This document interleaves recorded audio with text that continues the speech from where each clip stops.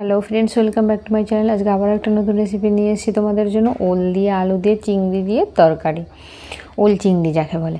দেখো, ওলটাকে আমি এরকম ডুমো ডুমো করে কেটে আমি কড়াই সিদ্ধ বস করিয়ে দিচ্ছি। একটু নুন দিয়ে দেবো আর একটু হলুদ দিয়ে দিলাম। ওকে, ওল আলুটা একসাথে সিদ্ধ করে নেবো ভালো করে। ওকে, হ্যালো ফ্রেন্ডস, দেখো এখানে একদম পুকুরের ঘুষো চিংড়ি নিয়েছি। তোমরা চাইলে বড় চিংড়িও নিতে পারো। আমি ছাড়িয়ে নুন হলুদ মাখিয়ে রেখে দেবো। এখানে দেখো ওল কচুটা সিদ্ধ হয়েছে, আমি ঝাড়িতে নিয়ে রেখে দিয়েছি। এখানে নিয়েছি পেঁয়াজ কুচি একটা, আর জিরে বাটা, আদা বাটা, কাঁচা লঙ্কা চেরা, ধনে পাতা, টমেটো কুচি একটা বড়। এখানে দেখো ওভেনে কড়াটা বস করে দিয়েছি, আর আমি এটা সর্ষের তেলেই রান্না করব। ওকে, হ্যালো ফ্রেন্ডস, দেখো প্রথমে আমি চিংড়ি মাছগুলো ভেজে নিলাম। এখানে বড় চিংড়ি পাওয়া যায় না, এরকম ছোটো ছোটোই চিংড়ি পাওয়া যায়, তাই আমি ছোটো ছোটো চিংড়ি, তোমরা চাইলে বড় চিংড়ি মাছও যে মাঝারি চিংড়ি মাছ হয় সেগুলোও করতে পারো। তারপরে আমি কড়াতে ওই তেলেই ওল আর আলুটা একটু ভেজে নেবো। ওকে ফ্রেন্ডস, দেখো খুব সুন্দরভাবে লাল লাল করে ভেজে নেবো। ওকে, হ্যাঁ ফ্রেন্ডস, দেখো ভাজা হয়ে যেতে আমি তুলে নিয়েছি। এবার দিয়ে দিলাম 5 ফোড়নে, আর দেবো একটা শুকনো লঙ্কা দিলাম, আর একটা তেজপাতা। এটা একটু ভালো করে নেড়ে চেড়ে আমি পেঁয়াজটা প্রথমে ভেজে নেবো একটু লাল করে। ওকে, দেখো পেঁয়াজটা দিয়ে দিলাম। পেঁয়াজটা এবার আমি একটু ভেজে নেবো। ওকে, হ্যালো ফ্রেন্ডস, দেখো এখানে পেঁয়াজটা খুব সুন্দরভাবে ভাজা হয়ে গেছে। এবার আমি যে জিরেটা বেটে রেখেছিলাম সেটা আমি দিয়ে দিলাম। গুঁড়ো জিরেতেও করতে হবে, কিন্তু গুঁড়ো জিরের থেকে বাটা জিরের যা টেস্ট সেটা তোমরা সবাই জানো যারা রান্না করো।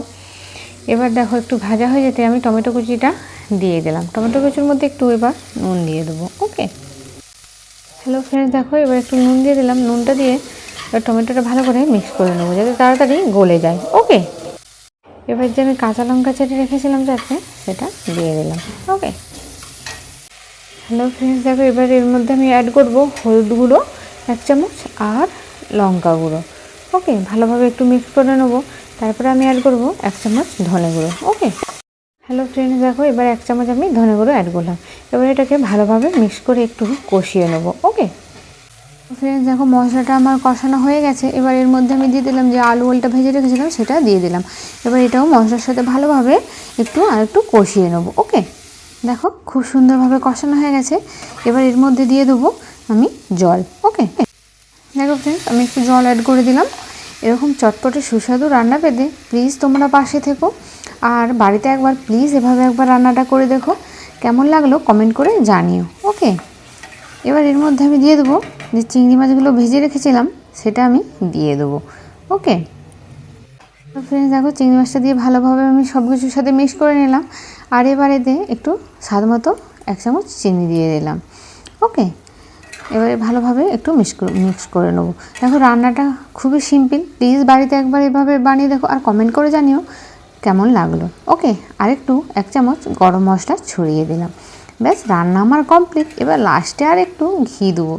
ওকে, স্বাদটা বাড়ানোর জন্য 1 চামচ তো ঘি লাগবেই। ওকে, দিয়ে দিলাম। তোমরা চাইলে ঘিটা স্কিপও করে দিতে পারো। দেখো খুব সুন্দরভাবে বসা বসা তরকারি করেছি। রুটি, পরোটা, লুচির সাথে, তোমরা সবের সাথে খেতে পারো, ভাতের সাথেও খাওয়া যাবে। ওকে, দেখো আমি সার্ভ করে দিয়েছি। উপরে থেকে ধনেপাতা কুচি ছড়িয়ে দিয়েছি, আর 2টো কাঁচা লঙ্কা চেরা দিয়েছি। প্লিজ বাড়িতে একবার এভাবে বানিয়ে দেখো। আর বন্ধুরা পাশে থেকো, এরকম সহজ সরল রেসিপি পাওয়ার জন্য প্লিজ তোমরা পাশে থেকো, সাথে থেকো। ওকে ফ্রেন্ডস, ধন্যবাদ।